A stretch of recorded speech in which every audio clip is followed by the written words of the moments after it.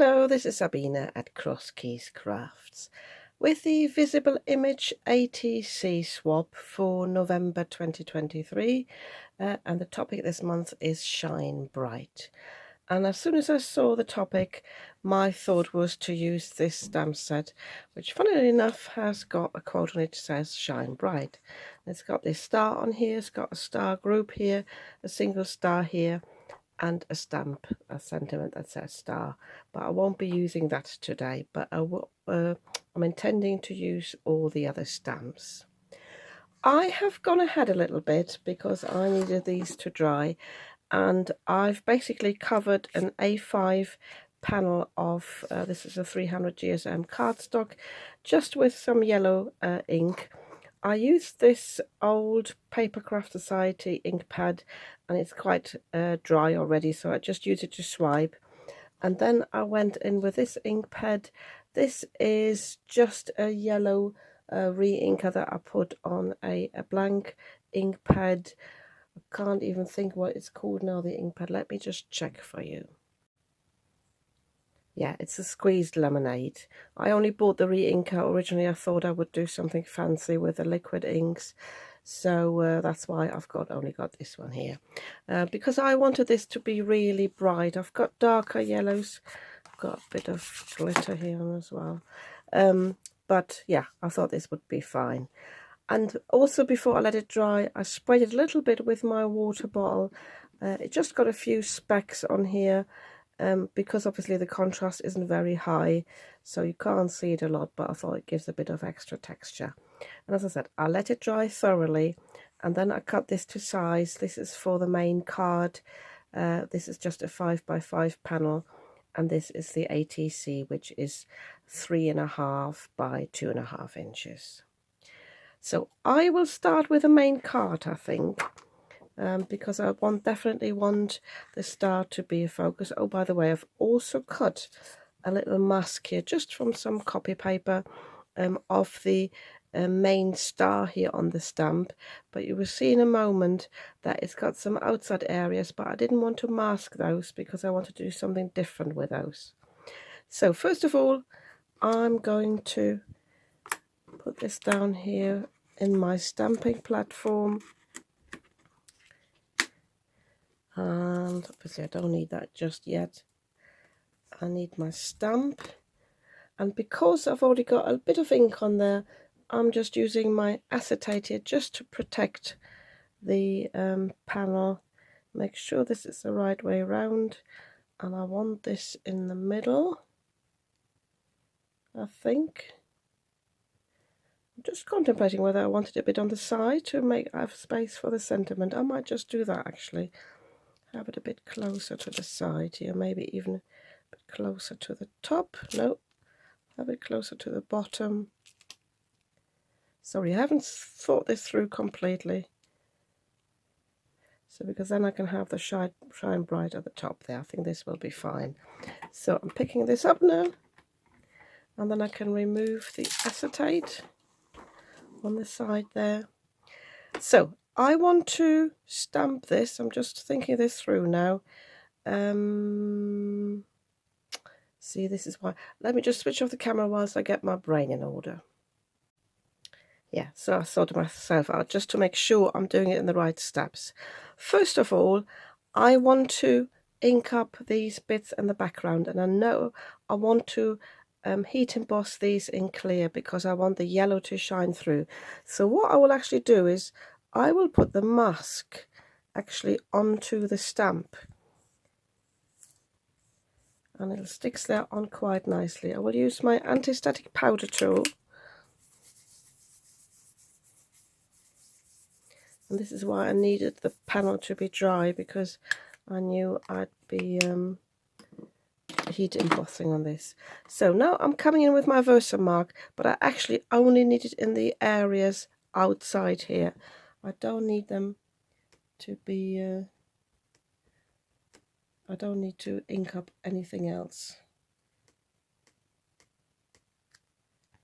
I'll try actually not to get too much onto the mask because I don't want that to stain or cause any problems afterwards. I might have to cut another one actually with this technique. never done this before. It's something I have in my head and hopefully works out. So I'm now going to stamp on this.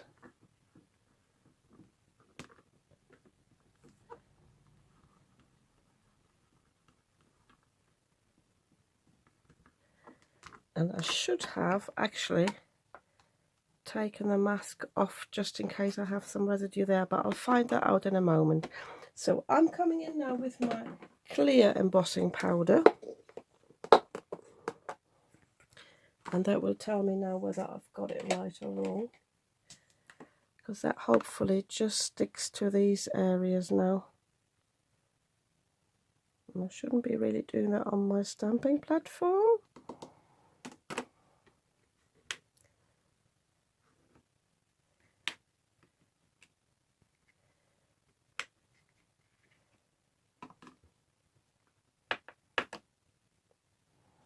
Yeah, so I've got some residue there where I did have some ink, which is not really a problem.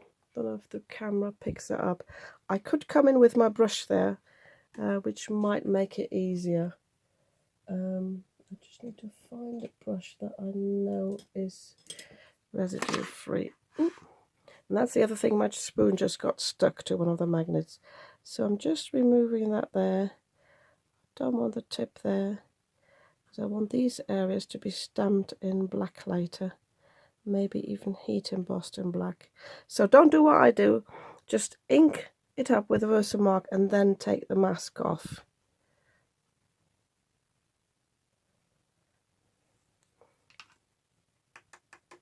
I could redo this all, but I think it'll be fine as long as I remove the residue as much as I can, because I'm not quite sure how well I can heat emboss over this clear embossing powder.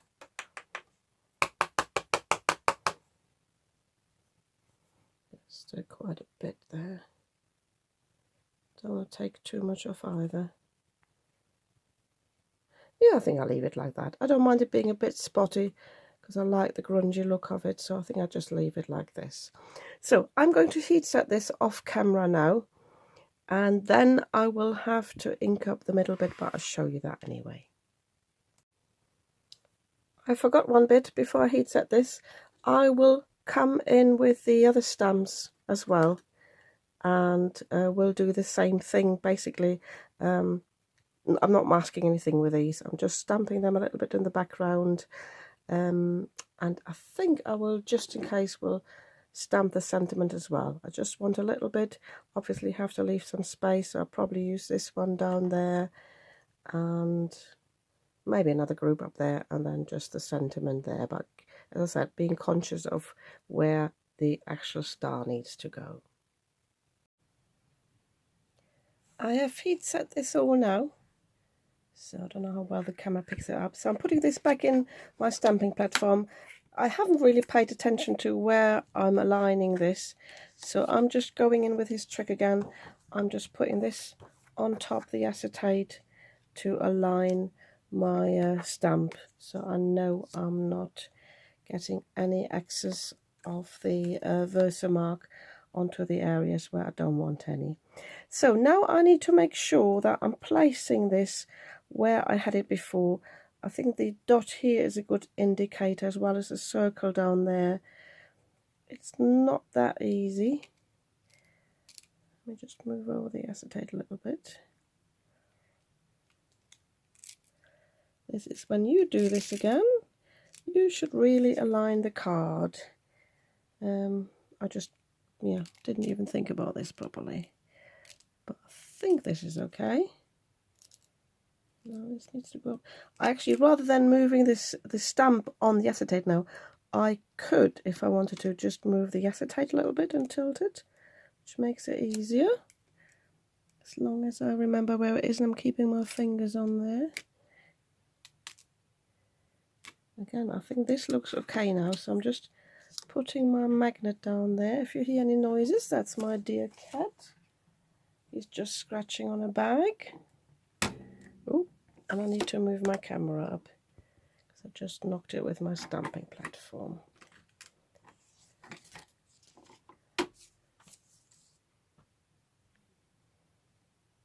So my cat blackmailed me into giving him some biscuits. So I can now take the acetate off. And the important thing now is that I'm going to place the outside of my mask onto the stamp, because where I have already heat embossed in clear, I don't want to get anything on there. So I'm just having a look. I just fish this out of the bin which way round it goes. I think this is the top bit. I don't mind it overlapping a little bit, but the main bits I would like to keep free. So now the other way around, I don't know if it makes a difference. So I think the important thing is that I've got the actual lines here free. Probably have a bit of overlap on the side there.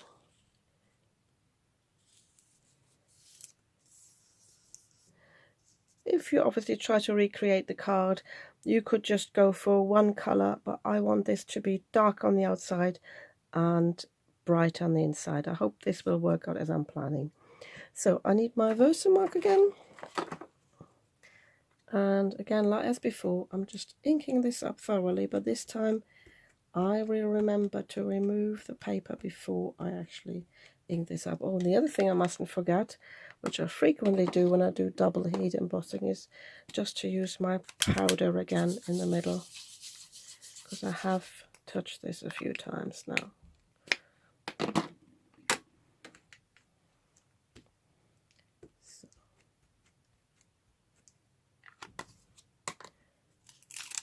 So I'm taking these off now, and then I'm stamping as before,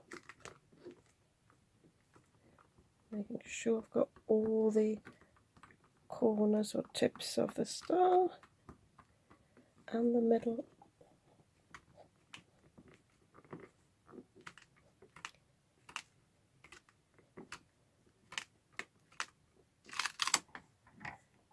Yeah, it's actually got a bit of residue, but I don't mind that because I used it for something else before, because I'm going to stamp it in black anyway. So I'm just getting my, I'll tell you what I'm using. I think I try this black sparkle embossing powder. It's not as fine, I think, as normal embossing powder, but I think that might actually look quite cool. So I'm just getting some scrap paper.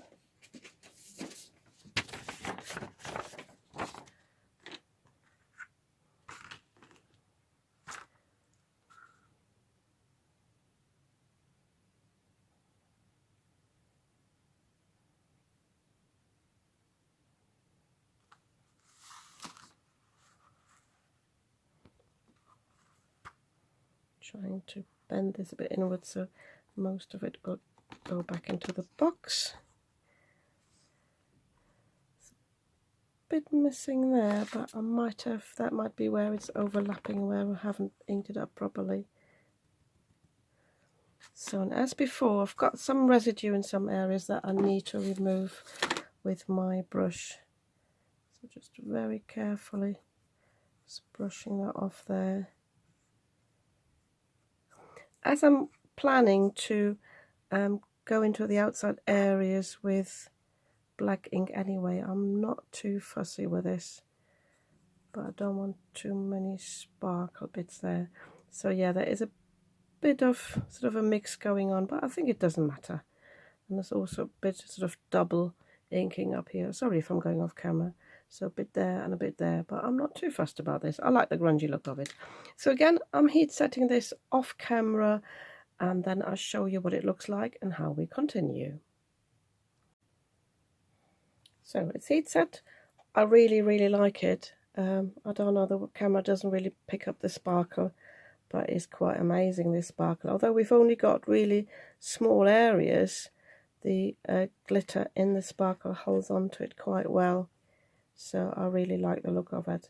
As I said, there are these sort of undefined areas. I might have to apply a bit more ink to that, but I'm not too worried about that. So I want to leave this now to cool just down a little bit, and then we will need the mask again, because I'm going to ink up the background. My idea is to have some emboss resist in the background. I've shown a video recently. It's one of my favorite techniques. So I'm going to come in with some darker ink, and I think I will use the black soot, but I would also like to use the dark denim and see how that works all together.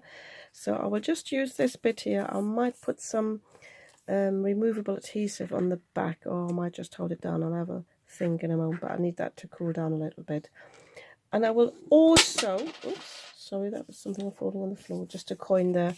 I've been crafting with some old coins. I will do a similar technique on this one, so I will half emboss with a black and half with a clear to have a similar effect, but obviously I won't have the full style on this one, so I'll play a little bit around with the same technique, but I'll use my stamps differently. I have also heat embossed on the ATC now, so I just used the Shine Bright Sentiment and the star group, and I just used one of the single stars here in the middle, and I did these again in the clear and this one in the black sparkle. I've got a bit of a speck, that blue there, but I think once I add the dark colour around the outside, it doesn't really matter. So I'm coming back to this one here. What I'm going to do is I'm going to put this mask over the star here in the middle. I'm just using my removable stick it. I just want a little bit. I don't want too much, but I want to make sure when I ink blend over this that it doesn't come off, but I don't want too much glue so I can't take it off afterwards. So I'm just placing this over this one here. Yeah, that'll be enough. So I have, as I said before, chosen two colours. I've got the dark denim here from the Lavinia Elements, and I've got the black soot. I think I will go around the star with the dark denim because I don't want this to be too dark. So I'm just going to pick up some ink first. I'm putting it in the lid just to test how much I've got, because I'm not on a piece of paper now, but I should actually get a bit of scrap paper here to blot this off, just to see that it's not too dark. I think they'll be fine. So, and I'm just going round the star now, trying not to catch the tips. And rather than going back on the ink pad, I can go on the excess here now and pick this up. And I'm just going in a circular motion.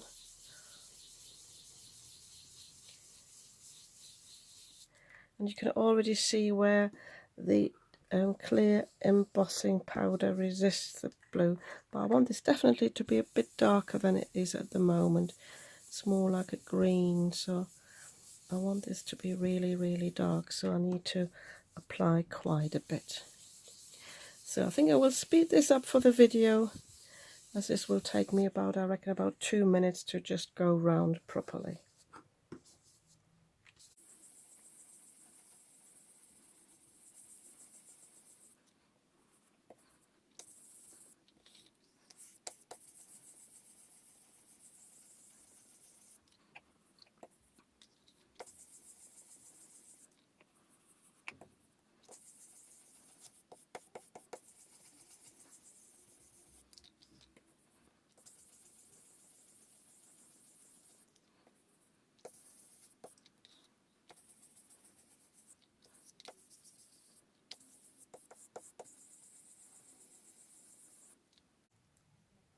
Yeah, I think this is enough now. So I'm now coming in with the black soot, and I want to go around all the edges, make sure give it a proper frame as well, and I want to come into all these areas where there's not much blue. I want to blend this in nicely.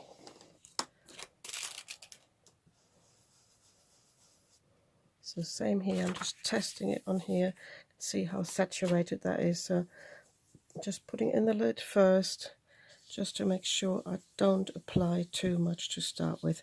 I don't want to get too close to the blue either. I want the blue to be definitely visible. I just want to blend it in where I've got the lighter areas.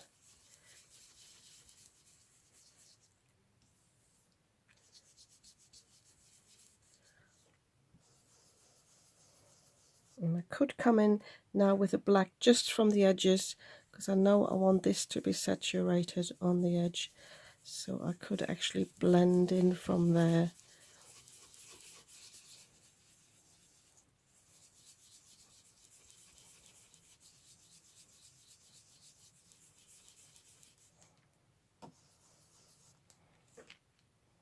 I really like the black soot. I find it blends really, really nicely. I find some inks more difficult to blend than others. And it's really easy as well to top this one up and go darker. So because the further I get away from the star, the darker I want this to be. So going in really, really heavily there. I've actually got a bit of a yellow halo there, but I quite like that. Looks a bit like Northern Lights, so I think I'll leave that there.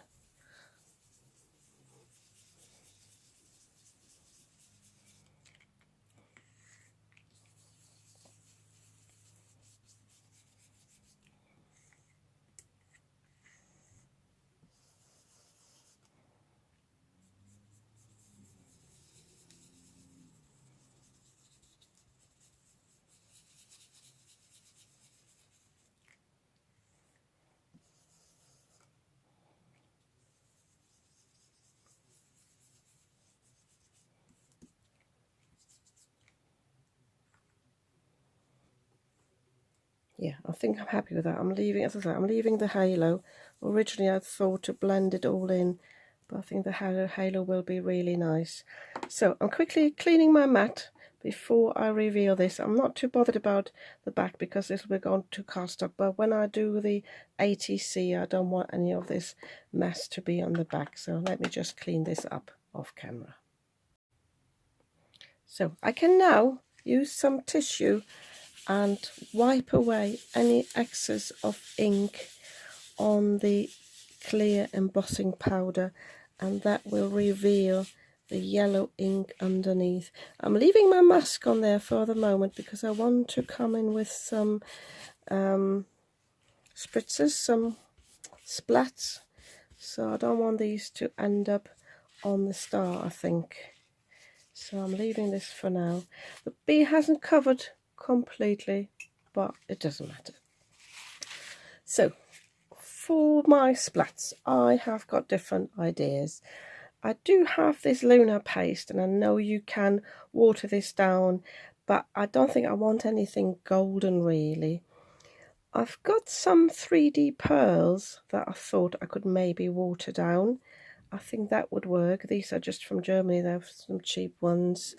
I've also had the original idea was also to use maybe some Nouveau drops or some pearl drops, because I have got this fluorescent yellow powder. It's a bit like mica powder. I bought this from my UV resin crafts. So I'm thinking about whether I could mix that with some Nouveau drops and some water and just spritz that. Also, I've got some stickers. I might add a few stickers to the stars here. So I think what I do is I do an off-camera trial run mixing this and mixing this with water and see how well they spritz on some dark coloured cardstock. And once I've decided what I'm going to use, I'm going to show this to you. So I've only had a trial run with the pearl drops, but they actually work quite nicely. So I've just added some water to just a dollop of the pearl drops, put it on the fan brush, and I got my spray box out. So all I need to do now is to come in with a pen, or I've got another brush here, and just sprinkle this onto here.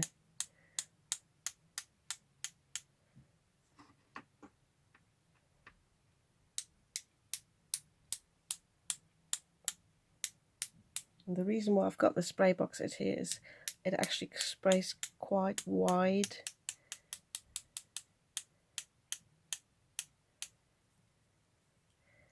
So I'm definitely not messing up my desk.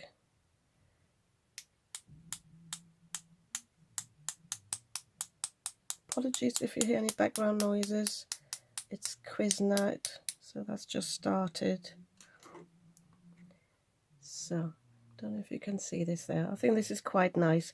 I'm not quite sure how opaque or translucent this will dry, but I'll leave it here for now. And if it doesn't dry as opaque as I would like it to, I might have to come in with the other powder. But I will now come in with my ATC. So I'm doing the same thing again. I've got a mask here. I'm going to mask this off. I'm going around with the blue and the black, and then I will also use some of this what's it called, pearl drop, these 3D pearls and the water mix. So basically doing the same thing, and yeah, then I'll leave this to dry and see how I commence from there. Apologies, I've already taken the mask of this one because my paint had seeped underneath here, so I pulled it off. I also used my finger a little bit to take any residue off the stick it removable off. If you have any issues, you can always use your glue eraser to get rid of that.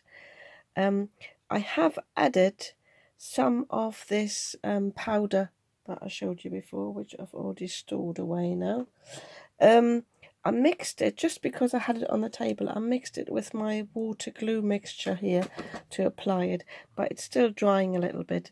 But I found that the original splatters, as feared, weren't that bright. So the brighter ones here are actually this powder, neon powder, and I really like the look of it. And I also like the look of the different layers of speckles. I think this looks a bit like a galaxy here, and some stars are in the distance. This one's a bit smudged when I try to clean this up a little bit. So, but I did leave this one here. By the way, I tried to heat them up a little bit with a glue gun, but the good thing is about with the glue gun that the stick it removable is a bit easier to peel off. But the downside is, I think, that the glue in the neon paint doesn't take it so well.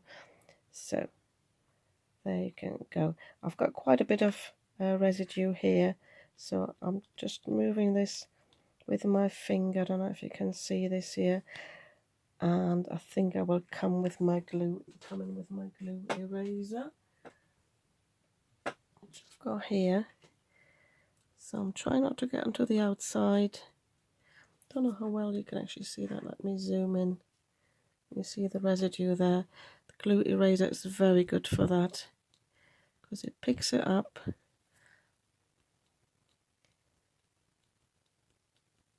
If you've got any other sticky residue, you can always use your anti-static powder tool, but this one works best for anything like that. Yes, it's a little bit of residue left there. But I was contemplating anyway whether I should come in a little bit with my stickles. I love anything sparkly, so I think I will just dab a little bit on there. I don't want it to be, I don't want to feel this all in, but I think it could do with just a little bit more sparkle. So I think what I will do is I just put it here on my acrylic block, because this will dry a bit clear and we'll just leave behind the holographic sparkle. So I'm just coming in a bit like this. Now don't mind if I go over the edges. Can you see? I think this just enhances this even more. Takes away a little bit from the sparkle in the embossing powder, to be honest, but yeah, I love a bit of sparkle. So I shall do the same here, but not everywhere. I think I will just go on to these areas where there's nothing else. And again, I don't mind to go outside a little bit, especially where I had smudged the ink here. I might just generously apply that there. And then a bit down here.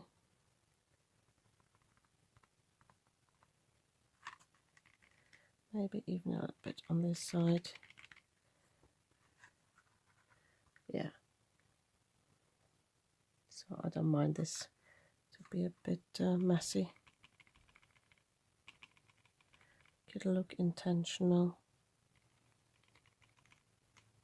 Okay, so I will leave this now to dry, and then all I have to do is I put this on this blank, which is basically black cardstock, but because it's so thin, I put a layer of white cardstock on the inside. I'm just conscious I've got stickers on my fingers, so just basically made an inlay for the black, and this one will just sit on the front here.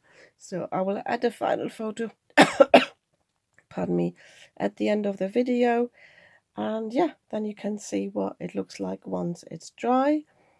If you like this card, you might want to give me a thumbs up, and if you'd like to see more of what I'm creating, I post videos at least twice a week. You might want to subscribe to my channel. I'd be very happy about that, and I'll see you soon with another video.